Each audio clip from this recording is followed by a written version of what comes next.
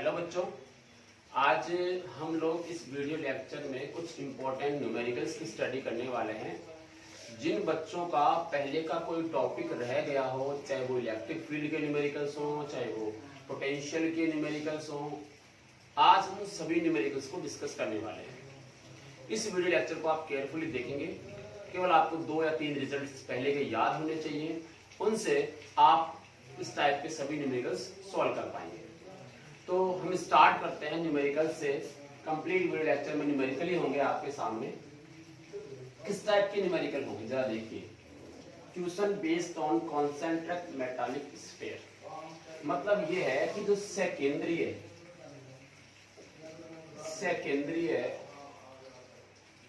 धात्विक गोले,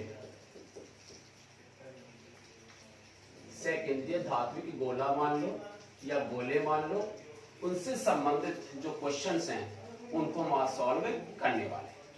अब इसके लिए पहले का कुछ रिजल्ट्स आपको याद होने चाहिए। जैसे मैं बताता हूं कि ये एक गोला है, ये एक स्फीयर है, और इस स्फीयर के यहां पर बाहर और अंदर ई की वैल्यू कितनी होती है? तो बाहर होती है KQ/R², सरफेस पे होती है KQ/R², और अंदर होती है 0। ये सब मैंने किसकी वैल्यू लिखी है? ई की वैल्यू। ये हमें पहले से याद होनी चाहिए, सही है। साथ ही अगर मैं V की वैल्यू की बात करूं तो V जो है, पोटेंशियल जो है, इसकी सरफेस पे होता है KQ/R। जो सरफेस पे होता है वही हमेशा इनसाइड होता है। ये आपको याद होना चाहिए कि विभव का जो मान है वो किसी धात्विक गोले के सरफेस पे जितना होता है उतना ही अंदर कहीं भी होता है। कहीं भी का मतलब यहाँ सेंटर पे भी इतना ही होता है। बट अगर मैं बाहर की बात करूं तो वो होता है KQ/r, KQ/r, राइट। तो सेंटर पे और इनसाइड सेंटर और सरफेस के ऊपर तो एक जैसा होता है, बाहर KQ/r होता है। केवल देखो स्क्वायर का अंतर है, ये आपको पता होना चाहिए, ठीक है ना। इस टाइप के अगर आपको रिजल्ट पता है, इसी पे बेस्ड नीट और जेईई मेंस के अंदर क्वेश्चंस पूछे जाते हैं। इसीलिए मैं जो है उसी टाइप के क्वेश्चंस लेके आया हूं आपके लिए। देखिए पहला क्वेश्चन जो है वो आपके सामने ये है। मान लीजिए आपके पास एक स्फीयर है, दिस वन। इस पे कितना चार्ज है? Q1। कंसेप्ट को समझना, ये कोई दूसरा चार्ज है, स्फीयर है जिसपे चार्ज है Q, ठीक है। यहाँ इंडक्शन नेग्लिजिबल है, यानी प्रेरण जो है वो बिल्कुल भी नहीं है। अच्छा, अब इसमें हमसे कहा गया है कि distance from the centre R1, R2, R3, R4 and R5, यानी जो सेंटर है वहां से इसकी डिस्टेंस R1 है, इसकी R2 है, इसकी R3 है, इसकी R4 है और इसकी R5 डिस्टेंस ली हुई है। अब क्या पूछा है? Find E and V of each point. ध्यान देना, हर एक पॉइंट पे E की वैल्यू निकालनी है और V की वैल्यू निकालनी है, ठीक है। जिन बच्चों ने पहले के लेक्चर्स पूरे ढंग से नहीं देखे हैं वो थोड़ा सा ध्यान से देखना, ठीक है। शुरू करते हैं। मैं ई और वी, हमारा चैप्टर वी है, हम पोटेंशियल ही पढ़ रहे हैं, बट अब हम जब पहले ई पढ़े हुए हैं तो उसको भी यहाँ यूज ले लेते हैं, दोनों को कंबाइन लेके चलने वाले। चलिए शुरू करते हैं। नंबर 1, मतलब मैं बोलूं E1 की बात करो। देखिए 1 का मतलब ये पॉइंट है, इस पॉइंट की बात कर रहे हैं, अंदर है ये। अंदर E की वैल्यू कितनी होती है? अभी मैंने बताया था किसी धात्विक गोले के अंदर E की वैल्यू कितनी होती है? 0। इस Q चार्ज के कारण अंदर जो है आंसर कितना है इलेक्ट्रिक फील्ड का? 0। और इस Q2 चार्ज के कारण भी ये पॉइंट अंदर ही है। इस वाली सरफेस के लिए भी पॉइंट कहाँ है? अंदर है। तो इसके लिए भी आपका इलेक्ट्रिक फील्ड कितना होगा? 0। So this is equal to 0। ये पहली बात। दूसरा देखिए, दूसरे में हमसे पूछा V, तो मैं उसको लिख लेता हूं V1, राइट। अब V क्या होता है? जैसे मुझे यहां पर V निकालना है, तो पहले अंदर वाले स्फीयर की बात करें। किसी स्फीयर के अंदर विभव की वैल्यू यानी पोटेंशियल की वैल्यू कितनी होती है? KQ/R, रेडियस के इक्वल, ठीक है। तो यहां पर आएगा K, इसके कारण Q1 लिखोगे बाई R, इसकी कितनी डिस्टेंस दी हुई है r1, so this is r1, right, this is r1।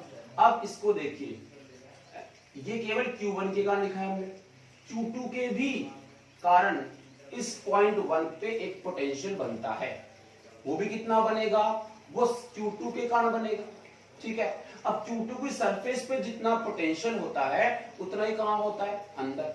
q2 की सरफेस पे कितना है, k q2 बाई यहां से लेके यहां तक की डिस्टेंस, यहां से लेके यहां तक की डिस्टेंस उतना का उतना ही कहां होता है, अंदर। तो यहां से लेके यहां तक की डिस्टेंस कितनी है, 4, r4, ठीक है। तो यहां लिखेंगे प्लस के q2 बाई r4। इसको समझ रहे आप कि ये है आपका r4, इस पॉइंट को मैं मान रहा हूं 1, ठीक है। इस पे कितना है, q2 हो गया। तो यहां कितना है, यहां कितना है, यहां कितना, सब जगह कितना है, के q2 बाई r4, अभी मैंने बताया। तो जो सरफेस होता है वो अंदर भी होता है, ठीक है। तो यहां आपने इसका आंसर निकाल लिया, ये हो गया किसके लिए, फर्स्ट वाले केस, ठीक है।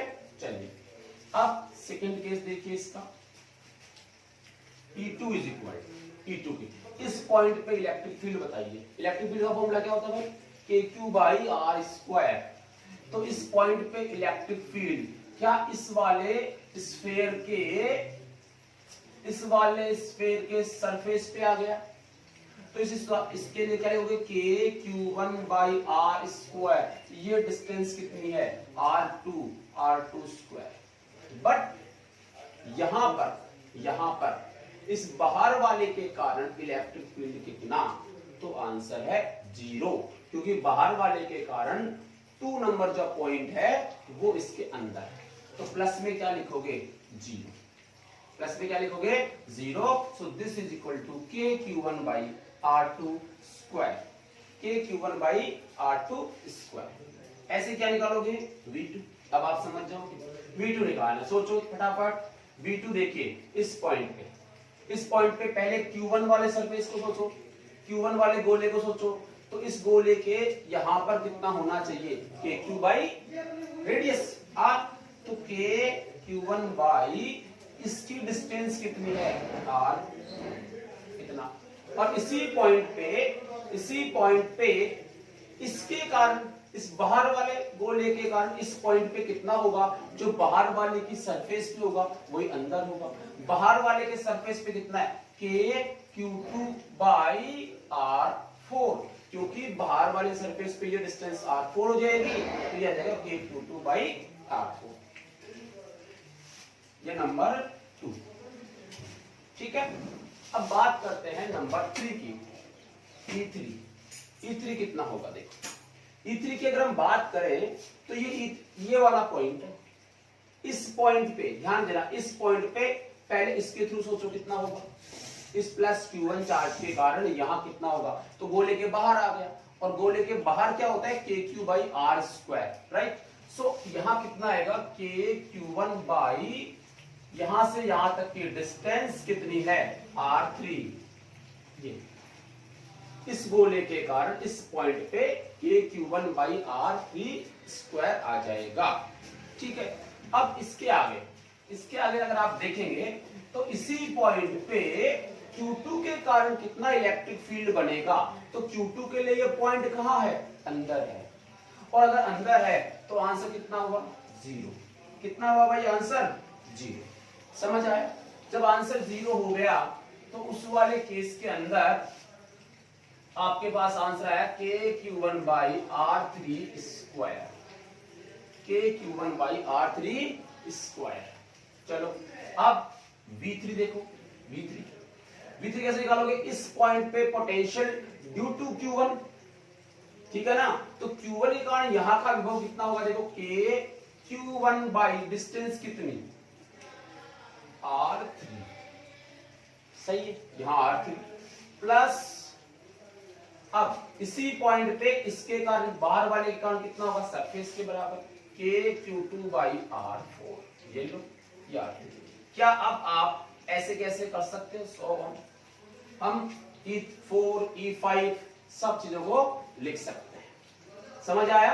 तो इस टाइप की क्वेश्चंस को सॉल्व आप इस तरह से करेंगे। सभी लोग इसको लिख लें। मैं अगला क्वेश्चन जो है इस तरफ लिख लेता हूं, इसको हम सॉल्व करेंगे, आप लोग इसको लिख लें। मैं अगला क्वेश्चन लिख लेता हूं।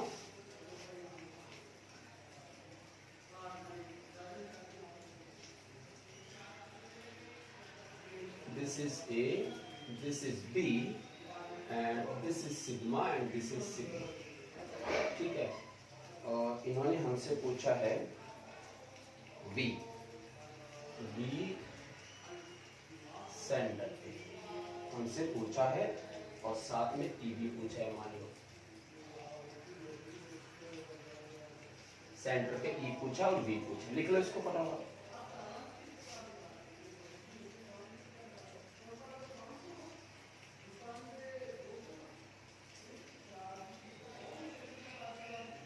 लिख लिया ध्यान, मिटा दूं?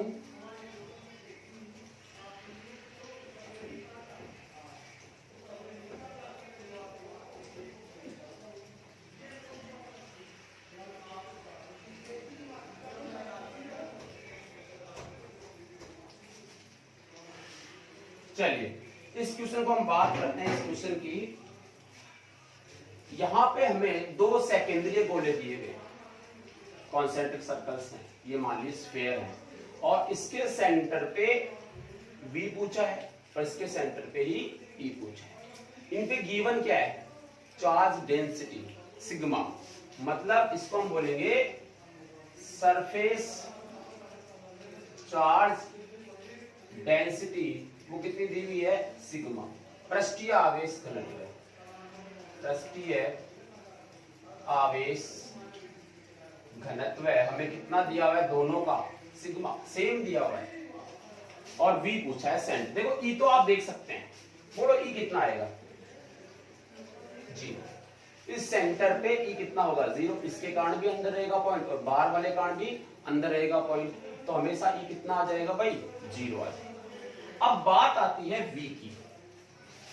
V सेंटर, बताइए सेंटर पे सिंपली कितना होता है?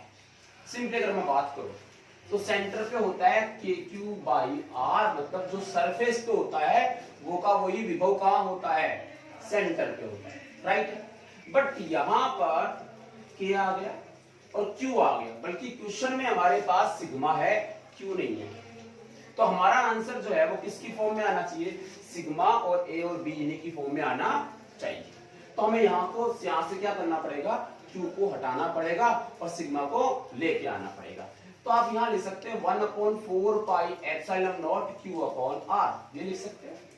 अब हम जानते हैं कि Q को हटाने के लिए हम सिग्मा इज इक्वल टू होता है Q/4 पाई आर। जिनको नहीं पता है वो लिख लीजिए, सरफेस चार्ज डेंसिटी जो हम निकालते हैं वो कैसे निकालते हैं? Total charge upon area of the sphere, जो सरफेस का एरिया का डिवाइड करते हैं। तो ये हमारे पास स्फीयर है, अगर स्फीयर है तो इसके ऊपर टोटल चार्ज कितना मान लो? एक बार Q मान लो, तो उसके लिए डिवाइड किसका होगा? 4πr² का, जो इसका एरिया होता है। अगर ऐसा है तो Q की वैल्यू होती है यहाँ पे सिग्मा इंटू 4πr²। ध्यान से देख लेना, सिग्मा इंटू 4πr²। अब अगर ये Q की वैल्यू यहाँ रखी जाए तो V सेंटर कितना आएगा? 1/4 pi epsilon not into sigma into 4πr²/r, right. ये आपका Q की वैल्यू और ये R। क्लियर है? R ने R को मार दिया, 4 पाई ने 4 पाई को मार दिया, तो आपका आंसर आया सिग्मा अपॉन एप्सिलॉन नॉट और ये R, ये आया V सेंटर। ये V सेंटर आता है किसी एक के कारण सिग्मा की फॉर्म में। V सेंटर किसकी फॉर्म में? सिग्मा की फॉर्म में। किसके कारण? किसी भी एक स्फीयर के कारण, किसी भी एक स्फीयर के कारण। सर यहाँ हमारे दो स्फीयर दिए हुए हैं, अब हम हमारा कॉन्सेप्ट लगाएंगे कि सेंटर पे जो पोटेंशियल होगा, विभव होगा, वो इस वाले छोटे वाले गोले के कारण भी होगा और बड़े वाले गोले के कारण भी होगा, और दोनों को हम यहाँ पर क्या करने वाले हैं? ऐड करने वाले हैं। सो V टोटल, वो भी कहां? सेंटर पे। कितना होना चाहिए? बड़े वाले के कारण प्लस छोटे वाले के कारण। अब साहब आप लिखोगे छोटे वाले के कारण कितना है? किस फॉर्म में, सिग्मा, उस पे भी कितना लिखा हुआ है, सिग्मा इनटू आर। आर क्या थी, रेडियस, छोटे वाले की रेडियस कितनी है, स्मॉल ए, अपॉन में क्या लिखोगे, एप्सिलॉन नॉट, एप्सिलॉन नॉट, ठीक है, ये आपका एप्सिलॉन नॉट आ गया। प्लस में क्या आएगा, सिग्मा बी, अपॉन में भी क्या आ जाएगा, epsilon naught, right. So common कितना आया, सिग्मा अपॉन एप्सिलॉन नॉट, अंदर क्या बचा, a plus b, sigma upon epsilon naught, और इनटू में क्या आ जाएगा, a plus b, right. So this is your answer. किस टाइप का क्वेश्चन है, उसके सेंटर पे कितना होता है, तो सेंटर पे पोटेंशियल होता है sigma upon epsilon naught a plus b, right. ये किसकी फॉर्म में है, तो याद रखिए सिग्मा की फॉर्म में है। क्यू की फॉर्म में अगर यहाँ क्यू गिवन होता तो हमें इतना कुछ करने की जरूरत नहीं होती, और हमने जो पहले क्वेश्चन किया है इस टाइप से आप वैसे सॉल्व कर सकते हैं। ओके, सो अब इसको आप उतार लीजिए, उसके बाद अपन नेक्स्ट क्वेश्चन लेते हैं और वो मुझे आप फटाफट सॉल्व करके देंगे। Okay, so this is your answer, sigma upon epsilon naught a plus b, right. This is v at centre.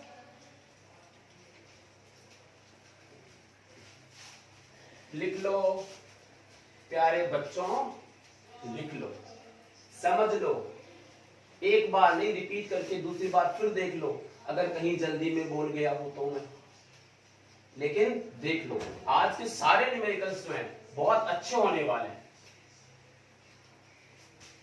और ऐसे ही क्वेश्चन पिछली बार जेईई मेंस में पूछे गए हैं, और जो जेईई मेंस में पूछे जा रहे हैं वही अब नीट में पूछे जा रहे हैं, इसलिए इन सभी क्वेश्चंस पे आप थोड़ा सा केयरफुली रहें। आपका answer sigma upon epsilon naught a plus b, right. अब मैं इनको मिटा देता हूं,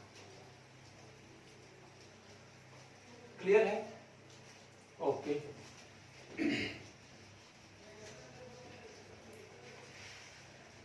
अगला क्वेश्चन ले लेते हैं हम लोग, कुछ ऐसा ही आपकी प्रैक्टिस के लिए, पहले आप करेंगे पॉज करके और फिर मैं इसको आपको बताने वाला हूं। क्वेश्चन लिख लीजिए फटाफट। क्वेश्चन ये है कि आपके पास दो स्फीयर है, एक की रेडियस a है, साथ साथ लिख लो, और दूसरे की b है, राइट। और ये हमसे कहा गया है a total charge q is divided, a total charge q is divided on these cells such that their surface charge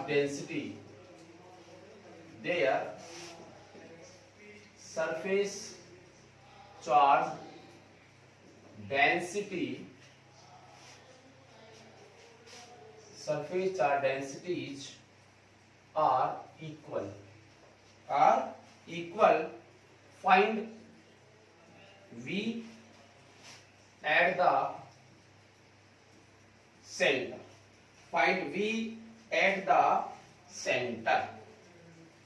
बहुत बढ़िया, हिंदी वाले समझ लो कि एक चार्ज है Q, एक चार्ज है Q, उसको डिवाइड किया गया, यानी Q को डिवाइड किया गया, सपोज Q को डिवाइड किया Q1 और Q2, तो डिवाइड किया गया मतलब इन दोनों को वापस ऐड करेंगे तो फिर से कितना आएगा, Q आएगा। डिवाइडेड ऑन दीज सेल्स, इस पे और इस पे, इन दोनों सेल्स पे यानी इन गोलों के ऊपर इस चार्ज Q को डिवाइडेड किया गया है, such that their surface charge density are equal. जब इनको डिवाइड किया गया उस समय इनके ऊपर सरफेस चार्ज डेंसिटी कैसी है, इक्वल है। Q इक्वल नहीं है, Q की वैल्यू कम और ज्यादा हो सकती है, बट कौन सी क्वांटिटी सेम है, सरफेस चार्ज डेंसिटी, जिसको आप क्या कहते हो, पृष्ठीय आवेश घनत्व सिग्मा। ये इस क्वेश्चन में क्या बताया गया है, सेम बताया गया है, चार्जेस आपके अलग अलग हो सकते हैं, ठीक है। अब कहता है कि इस टाइप से डिवाइड किया गया है कि ये Q सेम है, तो बताइए इसके सेंटर पे V कितना होगा। अब भाई साहब ये क्वेश्चन तो सर अभी अभी पहले भी किया हमने कि सर उसमें भी यही था, सिग्मा क्या था, सेम था। तो उसके सेंटर पर जो वैल्यू आई, उसके सेंटर पे जो वैल्यू आई वो लिख रखी है मैंने, sigma upon epsilon naught a plus b. But यहां पर हम लोगों को क्यू भी दिया हुआ है, बट सिग्मा दिया हुआ नहीं है। केवल ये बताया गया है कि सिग्मा कैसा है, सेम है। ये बताया नहीं कितना है, बट सेम है। तो हमारा जो आंसर होगा वो किसकी फॉर्म में होगा, क्यू की फॉर्म, क्योंकि क्यू गिवन है यहाँ पे। सो हमने क्या किया, सबसे पहले इसको बोला कि चार्ज था क्यू और वो Q1 प्लस Q2 की फॉर्म में डिवाइड हो गया। और इसके सेंटर पे जो हमें पहले से पता है sigma upon epsilon naught a plus b होता है, ये करेक्ट है। यानी अगर मुझे सिग्मा की वैल्यू मिल जाए, मैं यहां रख दूं, वो भी किसकी फॉर्म में मिलनी चाहिए, क्यू की फॉर्म में मिलनी चाहिए। और वो वैल्यू मैं अगर यहां रख देता हूं तो मुझे सेंटर पे क्या मिल जाएगा, पोटेंशियल मिल जाएगा। तो बड़ा आसान है, वो कैसे निकालेंगे, देखो Q is equal to, Q का फॉर्मूला क्या होता है, देखो सिग्मा क्या होता है, sigma is equal to Q upon 4 pi r square. 4 है स्फेयर के लिए ये होता है answer. So this Q is equal to sigma into 4 pi r square होगा। बहुत अच्छी बात है। तो क्या आप यहां लिखोगे sigma into 4 pi r square, पहले वाले के लिए रेडियस कितनी है, a, plus sigma into 4 pi b square, ये दूसरे वाले की रेडियस। भाई साहब यहां से क्या कॉमन आ रहा है, सिग्मा कॉमन आ रहा है, ये क्यू रह गया, 4 पाई भी कॉमन आ गया, बचा तो a square plus b square. तो सर सिग्मा की वैल्यू कितनी आएगी, q upon 4 pi a square plus b square, किसकी वैल्यू आ गई, सिग्मा की वैल्यू आ गई। बोल चमका कि नहीं चमका, है ना। अच्छा सिग्मा की वैल्यू सर ये आई, सिग्मा की ये वाली वैल्यू कहां पुटअप कर दो, जो v सेंटर पे हमने निकाला है वहां पुटअप कर दीजिए। तो अब आपका v सेंटर कितना होगा, तो सिग्मा की वैल्यू यहां से उठाइए, ये उठाया सर, यहां लिखा 4 pi a square plus b square, correct है। This is sigma. डिवाइड किसका करना है, एप्सिलॉन नॉट का, साथ में क्या लिखना है, a प्लस b, राइट। सो हमारा आंसर हुआ 4 pi epsilon not, 4 pi epsilon not कितना हुआ, k q by a square plus b square, और ऊपर क्या आएगा a plus b। So this is v centre. बहुत बढ़िया क्वेश्चन है, इसको आप अच्छी तरह से लिख लें, ठीक है। छापो भाई छापो, देखिए छापो, छाप लिया क्या, चलो ठीक है। और चलते हैं आगे, कुछ और क्वेश्चन करते हैं। अब की बार जो हम आपसे क्वेश्चन कराने जा रहा हूं वो नीट वाले बच्चों के लिए डायरेक्ट क्वेश्चन आ सकता है, डायरेक्ट आंसर वाला, चार में से एक आपको ऑप्शन लगाना है, बट उसको समझने के लिए एक न्यूमेरिकल करना पड़ेगा। उस न्यूमेरिकल के थ्रू हमें एक रिजल्ट मिलेगा और उस रिजल्ट को सर हम याद रखेंगे अगर हमें 1 सेकंड में क्वेश्चन का आंसर देना है। तो उस रिजल्ट को याद रखेंगे और हमें टाइम लगाना है तो सर हम टाइम लगाएंगे ही, नहीं क्या। चलो शुरू करते हैं अगला क्वेश्चन। ये क्वेश्चन जो है वो आपको रिजल्ट पे पहुंचाएगा और वो रिजल्ट मैं यहां लिखूंगा हिंदी और इंग्लिश दोनों में। ये आपके पास एक सेल है, ये दूसरा सेल है, इसकी रेडियस a, इसकी रेडियस b। सपोज इस पे चार्ज है q1, इस पे चार्ज है q2, ठीक है। अब मान लीजिए ये कोई पॉइंट है a, ये कोई पॉइंट है b, और आपसे पूछा है va माइनस vb। चलो करो, देखिए va माइनस vb की वैल्यू कितनी आएगी, va माइनस vb की वैल्यू कितनी आएगी, पहली बात, ठीक है। चलो करें सॉल्व। देखो va निकालो पहले, va कैसा आएगा, va मतलब इस पॉइंट पे पोटेंशियल, इस पॉइंट पे पोटेंशियल कौन कौन बनाएगा, ये वाला स्फीयर भी बनाएगा और बड़ा वाला स्फीयर भी बनाएगा। ये वाला स्फीयर कितना बनाएगा, k q1 बाई a, और बड़ा वाला स्फीयर कितना बनाएगा, KQ2/B। सही है। बीबी बोलो कितना आएगा, बीबी। इस पॉइंट पे पोटेंशियल ये वाला कितना बनाएगा, KQ1 अपॉन डिस्टेंस कितनी, B। बाहर की तरफ आ गया ना, B plus KQ2 upon B। हाँ सही लिखा, ठीक है। अब क्या लिखोगे, VA माइनस VB। VA कितना है, KQ1 upon A plus KQ2 upon B minus KQ1 upon B minus KQ2 upon B। ओहो भाई बहुत बढ़िया, KQ2B अपॉन KQ2B ने एक दूसरे को मार दिया। क्यों, तो बचा क्या, KQ1 upon A minus KQ1 upon B। तो क्या KQ1 कॉमन आया, क्या 1 upon A minus 1 upon B बचा। Yes sir. अरे भाई आंसर क्या है यहां से, KQ1 1 upon A minus 1 upon B आया, 1 upon A minus 1 upon B आया, और साथ में आया क्या, Q1। अब जरा ध्यान दें, कांस्टेंट वैल्यू है, ये A है ये B है, दोनों रेडियस हैं, और ये क्या है, Q1। किस वाले गोले का चार्ज है, अंदर वाले गोले का चार्ज है। क्या बाहर वाले गोले का चार्ज कहीं दिखता है, इसमें दिखाई दे रहा है, नहीं। Q is absent in this result, yes या नो। इस रिजल्ट में Q2 एब्सेंट है, इसका मतलब ये रिजल्ट है किसका, पोटेंशियल डिफरेंस का। भाई ध्यान देना, पोटेंशियल डिफरेंस का रिजल्ट है, किसका है, पोटेंशियल डिफरेंस का। मतलब ये हुआ कि बाहर वाले स्फीयर पे कितना भी चार्ज हो, इन दोनों के पोटेंशियल में डिफरेंस में चेंज नहीं आता है। ये रिजल्ट है। बाहर वाले सर्कल या स्फीयर के ऊपर कितना भी चार्ज को चेंज कर दो, अंदर वाले और बाहर वाले के बीच में पोटेंशियल डिफरेंस में कोई चेंज नहीं होता है। ये भाई साहब ये कह रहे हैं, सही है, कोई चेंज नहीं होता। सर चेंज किस में होता है, अरे चार्ज में चेंज हो जाए, पोटेंशियल में चेंज हो जाए, बट कभी भी पोटेंशियल डिफरेंस में चेंज नहीं होता, मतलब विभवांतर में चेंज नहीं होता।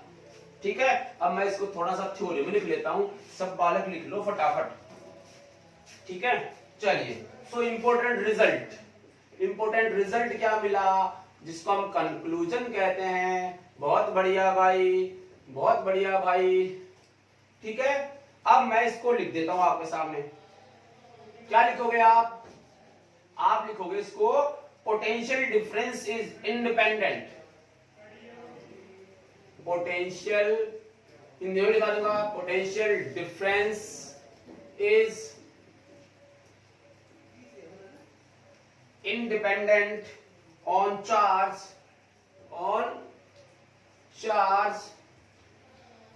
of outer cell के चार्ज पे डिपेंड नहीं करता है। if there is any change in the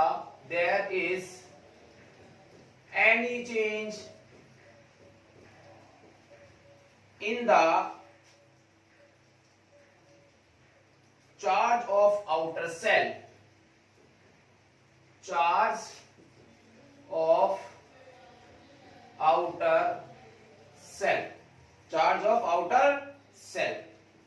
potential will change, but इसका क्या लिखोगे, potential will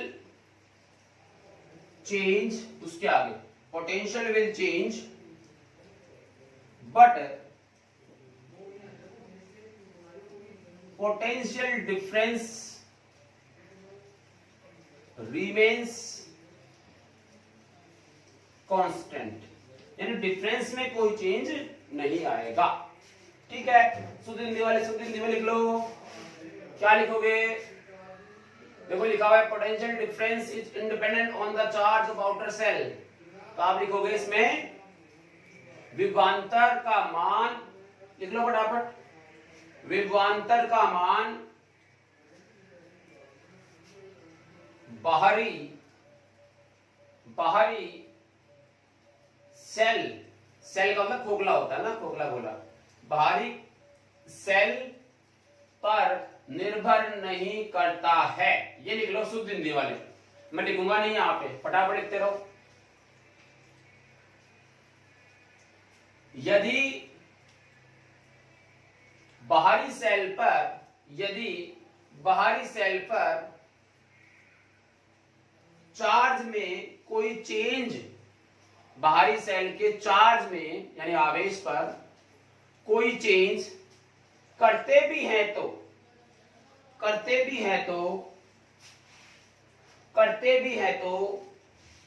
विभव के मान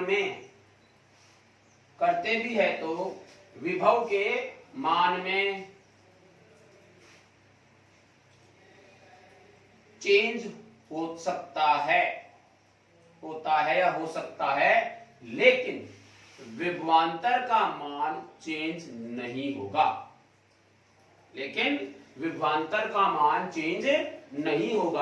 अर्थात विभवांतर का मान नियत रहता है। इसको आप अच्छी तरह से नोट कर लें। Conclusion, right.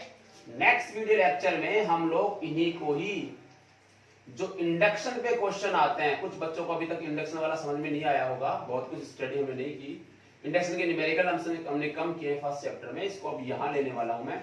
इंडक्शन का मतलब होता है प्रेरण की जो क्वेश्चंस होते हैं विभव के साथ में, उनकी स्टडी करने वाले, ठीक है ना। और इसके साथ अर्थिंग कि अगर हम किसी एक सेल को ग्राउंड कर देते हैं तो ग्राउंड करने से जो है इसके पोटेंशियल पे, इसके विभव पे क्या प्रभाव पड़ता है, विद्युत क्षेत्र पे क्या प्रभाव पड़ता है, विद्युत विभव पे क्या प्रभाव पड़ता है, इन सब की स्टडी जो हम लोग नेक्स्ट वीडियो में करने वाले हैं।